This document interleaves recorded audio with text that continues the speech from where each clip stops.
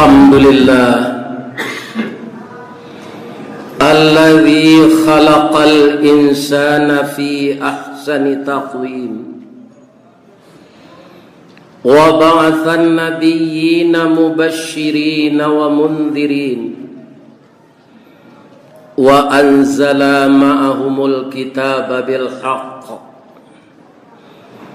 liyurshidun nasa ila sabilil huda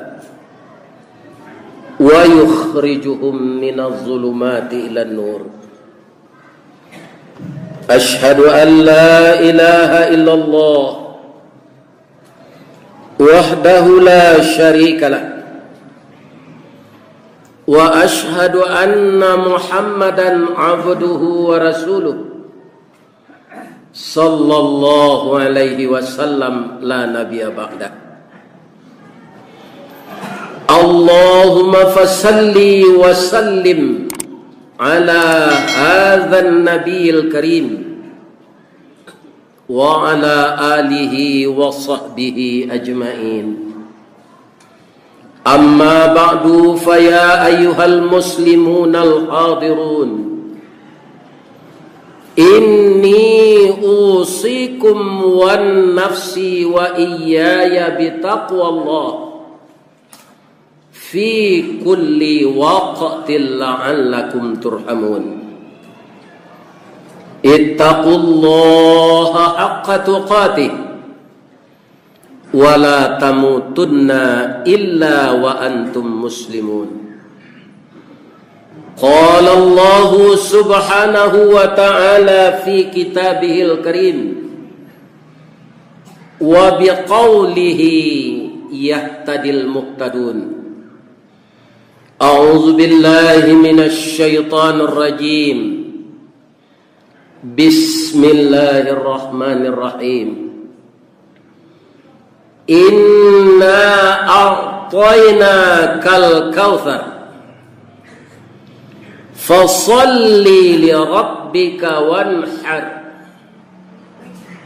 inna syani'aka huwal abtar. Sadaqallahul azim.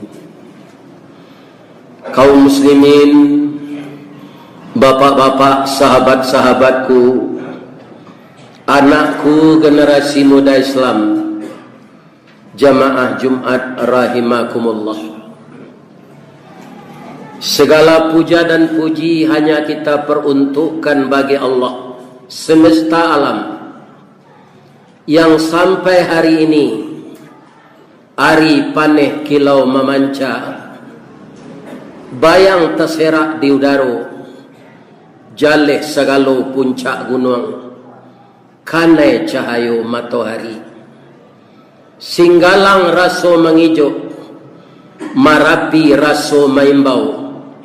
Kita yang tinggal di kota Bukit Tinggi ini sebagai Bukit Tinggi kotorang agam, sawah bapetak dinan data, ladang bapiriang dinan lereng, buah lado membintang timur, batang rampak daunnya rimbun. Ini merupakan jabaran dari firman Allah kepada kita semua. Inna a'taina kal kautsar. Sesungguhnya ya Muhammad, engkau dan umatku dan umatmu di akhir zaman, saya beri nikmat yang banyak. Itulah diantaranya yang saya sebutkan yang ada di negeri kita tercinta Agam dan Bukit Tinggi ini. Kemudian orang sangat suka berkunjung ke kampung halaman kita ini karena daerahnya sejuk. Maka untuk itu, dengan nikmat yang tidak bisa dihitung itu, kita disuruh oleh Allah, fasalli, salatlah engkau untukku. Jangan ada lagi kita orang Bukit Tinggi ini yang hidup di alam Minangkabau, adek basandi sarak basandi kitabullah, sarak mengato adek memakai. Semuanya kita beragama Islam. Tapi saya sedih, kita semua juga akan sedih kalau ada anak kemenakan kita yang tinggal di Bukit Tinggi, Kabupaten Agam, yang beragama Islam tapi tidak salat. Kaum muslimin, berbahaya sekali kehidupan yang seperti ini. Kita mengaku beragama Islam tapi tidak salat. Apa bahayanya? Kata Rasulullah sallallahu alaihi wasallam dalam hadisnya, "Man tarakas shalah muta'ammidan faqad kafara." Siapa yang sengaja meninggalkan salat, dia mengaku Islam, maka kafirlah dia. Saya yakin kalau orang Minang syarat mengatur adek memakai tadi, dikatakan orang kafir, dia tidak akan mau.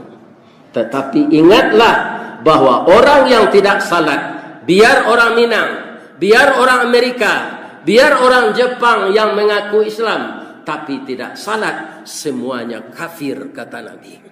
Nauzubillah min zalik.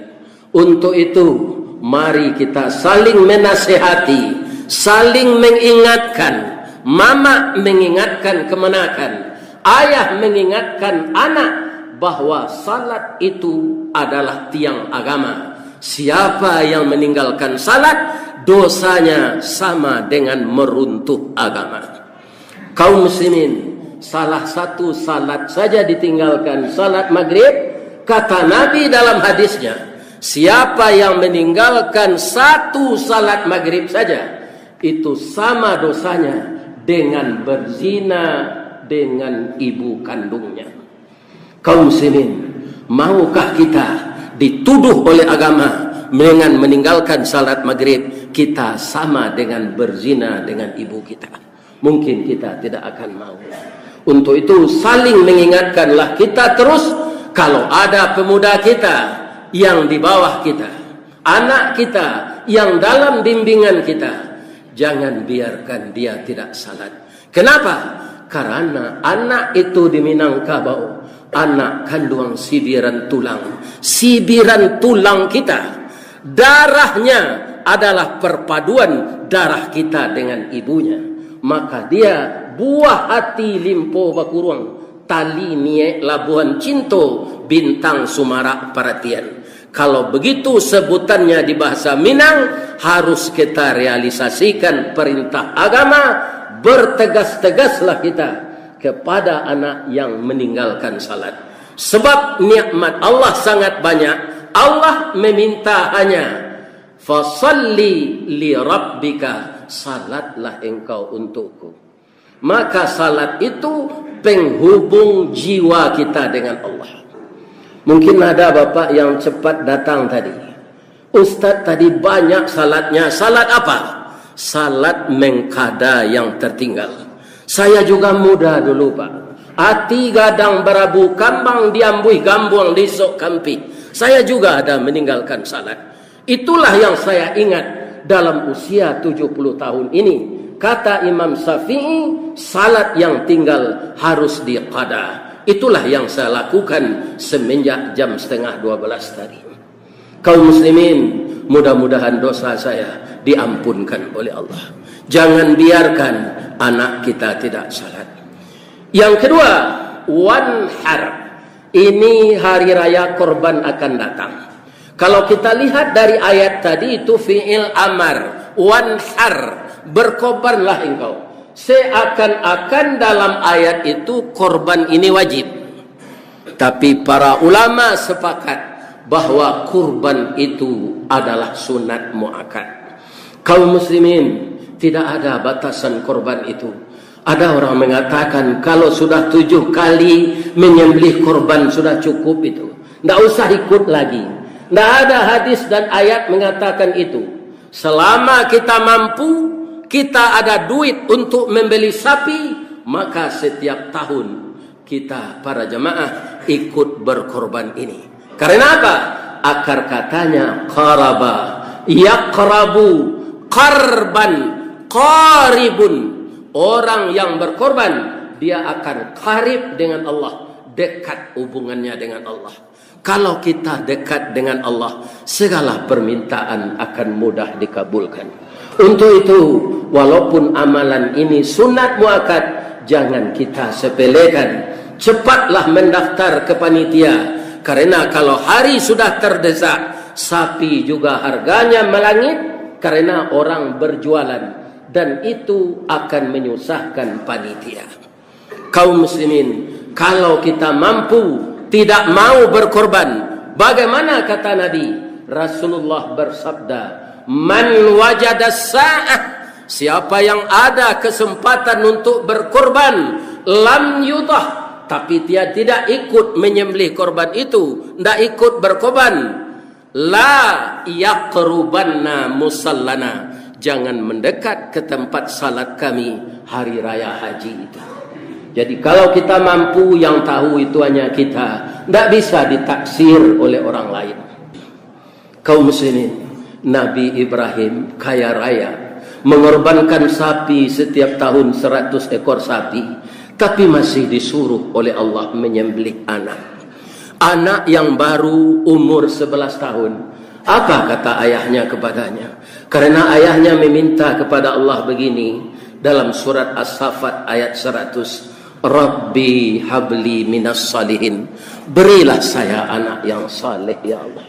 Jadi kalau kita berdoa untuk anak, jangan anak jadi pejabat bapak minta, jangan anak jadi orang kaya, jangan anak jadi itu dan ini, tapi mintalah anak yang saleh. Kalau dia menjadi hakim, dia akan memutuskan hukuman dengan benar dan adil. Kalau hakim itu hakim yang saleh. Kalau anak bapak saleh, dia jadi saudagar, dia tidak akan mengecoh orang yang berbelanja kepadanya. Kalau dia pejabat, wali kota, gubernur, presiden, tapi dia saleh, dia tidak akan menganiaya rakyatnya. Itulah Nabi Ibrahim meminta kepada Allah, bukan anak yang kaya, berilah saya anak yang saleh. Sesuai dengan permintaan beliau, fabasyarnahu bi ghulamin halim, diberilah dia anak yang penyantun. Apa tanda penyantunnya? Kata ayahnya kepadanya, ya bunayya, wahai anak buah hati ayah, inni ara fil manam, ayah melihat dalam mimpi, anni adbahuka, rasanya ayah disuruh menyembelih engkau. Fanzur maza tara, bagaimana pendapat engkau nak? Baru 11 tahun umurnya pak. Apa kata anaknya? Qala ya abatif'al, ayah kerjakanlah. Ma tu'maru, sesuai dengan perintah Allah. Satajiduni insyaallah minas sabirin, ayah akan mendapati saya menerima kenyataan ini dengan sabar. Ayah, 4 permintaan saya. Pertama, tutuplah muka saya ketika ayah menyembelih. Kalau masih kelihatan muka saya, ayah akan kasihan menyembelih saya. Kalau ayah tidak jadi menyembelih, ayah durhaka kepada Allah. Yang kedua, asahlah pisau tajam-tajam. Yang ketiga, singsingkan lengan baju ayah ke atas, supaya hati ibu saya tidak terlalu hibah melihatnya.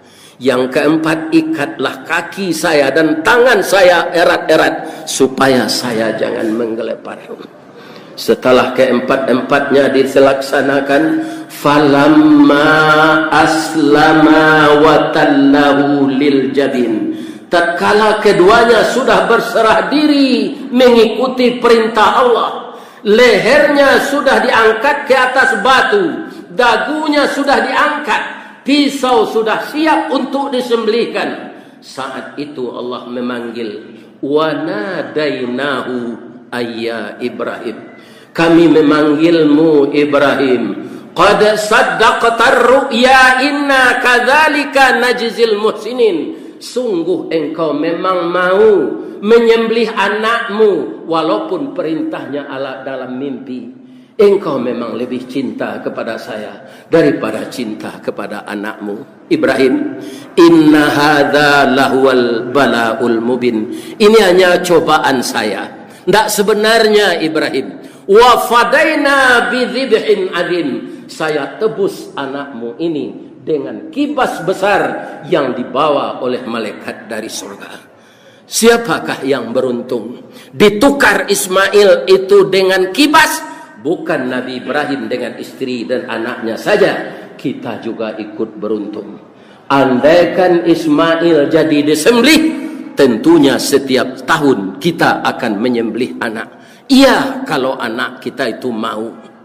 Para jemaah, sekarang tidak anak lagi yang disuruh, tetapi rezeki yang diberikan Allah. Sebahagian kita tabungkan untuk membeli seekor kambing, untuk kita sembelih di hari raya haji, yang lahirnya kita menyembelih kambing, batinnya kita menyembelih sifat-sifat kebinatangan yang ada di dalam diri kita. Mudah-mudahan jamaah Masjid Jami' Berugo, maka ikutlah berkorban, jangan menerima daging saja. Mudah-mudahan rezeki yang diberikan Allah diberkahi untuk kita bersama. Fa'tabiru ya ulil absar la'allakum turhamun.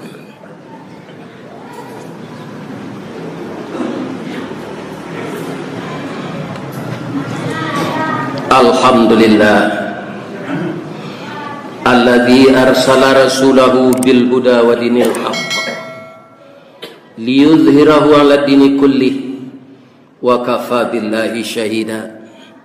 Asyhadu an la ilaha illallah wa ashhadu anna Muhammadar Rasulullah sallallahu alaihi wasallam la nabiyya ba'dah. Allahumma salli ala sayyidina Muhammad wa ala ali Muhammad. Qala Allah ta'ala fi kitabihil karim, a'udzu billahi minasyaitonir rajim. Bismillahirrahmanirrahim. Qul huwallahu ahad, Allahus samad, lam yalid wa lam yulad wa lam yakul lahu kufuwan ahad. Innallaha wa malaikatahu yusalluna 'alan nabi, ya ayyuhalladzina amanu sallu 'alaihi wa sallimu taslima.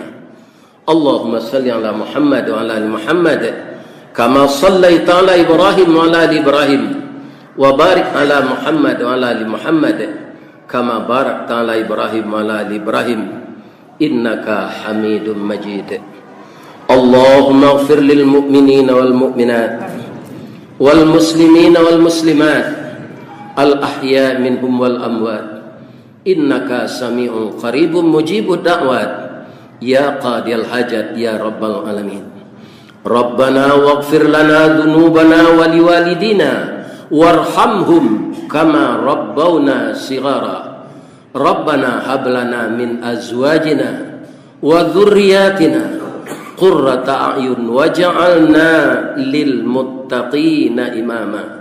Rabbana atina fid dunya hasanah wa fil akhirati hasanah wa qina adzabannar. Walhamdulillahi rabbil alamin. Aqimis. Alhamdulillah.